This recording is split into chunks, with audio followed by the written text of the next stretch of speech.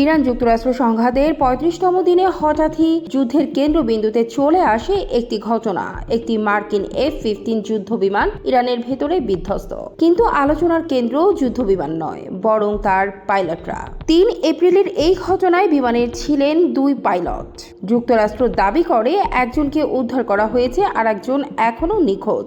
অন্যদিকে ইরান ঘোষণা দেয় যে তাকে ধরতে পারবে তাকে $৬০,০০০ পুরস্কার দেওয়া হবে। একজন জীবিত পাইলট শুধু একজন মানুষ নন, তিনি একটি চলমান যুদ্ধের গোপন তথ্য ভাণ্ডার। তিনি জানেন কোন ঘাঁটি থেকে বিমান উঠছে, কী ধরনের মিশন চলছে, আকাশযুদ্ধের কৌশল কী এবং অপারেশনাল প্রোটোকল কেমন। বিশ্লেষকদের মতে ইরান যদি তাকে জীবিত পায় তাহলে যুক্তরাষ্ট্রের সামরিক কৌশল সম্পর্কে গুরুত্বপূর্ণ তথ্য জানতে পারবে, যা যুক্তরাষ্ট্রের সামরিক কৌশলের জন্য মোটেও ভালো ইঙ্গিত নয়। যুক্তরাষ্ট্রের সামরিক নীতির একটি মূল ধারণা কাউকে পেছনে ফেলে না আসা। একজন পাইলটকে উদ্ধার করা মানে শুধু দায়িত্ব পালন নয়, বরং সেনাদের মনোবল ধরে রাখা। কিন্তু যদি তিনি বন্দী হন, তা হবে বড় রাজনৈতিক সংকট, প্রচারণায় বড় ধাক্কা, এমনকি ভবিষ্যতে বন্দী বিনিময় বা অর্থনৈতিক চাপের হাতিয়ারও। ইরান তাকে সবটা দিয়ে খুঁজছেন, কারণ ইরানের জন্য একজন মার্কিন পাইলট সামরিক তথ্যের উৎস, মনস্তাত্ত্বিক বিজয়ের প্রতীক, আন্তর্জাতিক প্রচারণার শক্তিশালী হাতিয়ার। পুরস্কার ঘোষণার মাধ্যমে তারা যুদ্ধকে সামাজিক অংশগ্রহণ রূপ দিয়েছে।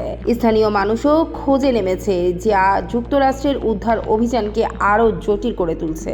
এই ধরনের উদ্ধার অভিযানে লাগে HH-60 হেলিকপ্টার, C-130J রিফুয়েলিং বিমান, ইলেকট্রনিক জ্যামিং সাপোর্ট ও A-10 সাজোয়া কভার ফায়ার। সব মিলিয়ে 10 থেকে 20 জনের বিশেষ দল। সবচেয়ে বড় চ্যালেঞ্জ, পাইলট কোথায়? তিনি আদৌ জীবিত কিনা? শত্রুপক্ষ কি আগে পৌঁছে গেছে? ইরানের ইসলামিক রেভলিউশনারি গার্ড কর্পস ঘনিষ্ঠ কিছু সূত্র অস্পষ্ট ছবি ও বার্তা ছড়িয়েছে। কেউ বলছে পাইলট জীবিত, কেউ বলছে বন্দী। এই অনিশ্চয়তাই এখন যুদ্ধের অংশ। 6 সপ্তাহ ধরে চলা সংঘাতে এই ঘটনা নতুন মাত্রা যোগ করেছে। যদি পাইলট উদ্ধার হয়, যুক্তরাষ্ট্র শক্তির বার্তা দেবে। যদি বন্দী হয়, ইরান পাবে কৌশলগত ও প্রচারণার বড় সুবিধা। একজন পাইলট কিন্তু তার ভাগ্য নির্ধারণ করতে পারে যুদ্ধের পরবর্তী ধাপ। আধুনিক যুদ্ধে অস্ত্রের চেয়ে অনেক সময় বড় হয়ে ওঠে তথ্য, প্রতীক এবং মনোবল। তাহলে প্রশ্ন হলো, একজন নিখোঁজ পাইলটকে ঘিরে শুরু হওয়া এই প্রতিযোগিতা কি কেবল একটি উদ্ধার অভিযানে শেষ হবে, নাকি এটি পুরো ইরান যুক্তরাষ্ট্র সংঘাতকে আরও বিপজ্জনক নতুন পর্যায়ে নিয়ে যাবে?